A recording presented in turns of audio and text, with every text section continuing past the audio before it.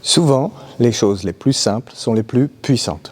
Donc aujourd'hui, je vais te parler de quelque chose qui peut paraître évident, et en même temps, peut-être que ça l'est, peut-être que ça ne l'est pas pour toi. À savoir, nombre de joueurs amateurs aiment se comparer aux joueurs pros. Ils vont voir un coach et dire « Voilà, je voudrais le même revers que Sinner ».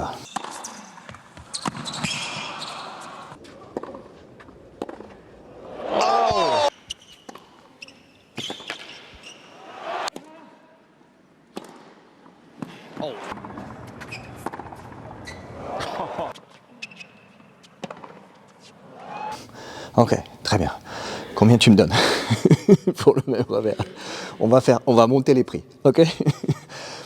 Donc, tout ça pour dire que c'est super d'être inspiré par les joueurs pros. En même temps, ce qui est important avant tout, c'est de te comparer à toi-même. Si tu as lu le livre de Jordan Peterson, l'une de ses 12 leçons, c'est de ne jamais te comparer à d'autres personnes. Donc ça vaut pour dans la vie, mais ça vaut aussi pour le court de tennis. Donc, où est-ce qu'il en est ton revers aujourd'hui? Et où est-ce que tu aimerais qu'il en soit dans 2 mois, dans 6 mois, dans 1 an, etc.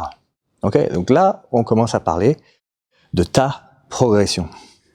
Donc pour progresser, ce qui est important, c'est l'une ou les deux choses suivantes. Certaines personnes vont être plus motivées par l'une ou par l'autre. À savoir, 1. La vision finale. Tu aimerais un revers comme ça, alors peut-être pas comme Sinner, hein. Tu aimerais un revers où tu es capable, par exemple, de faire du croisé court. Tu es capable de faire des revers long de la ligne. Tu es capable d'accélérer. Ok, ça c'est une vision claire, précise par rapport à toi-même. Tu aimerais qu'elle soit là-bas. L'autre chose qui peut te motiver, c'est ton plan d'action. C'est-à-dire, cette semaine, 3 fois cette semaine, je vais travailler mon revers et puis je vais travailler exactement sur ça et sur ça.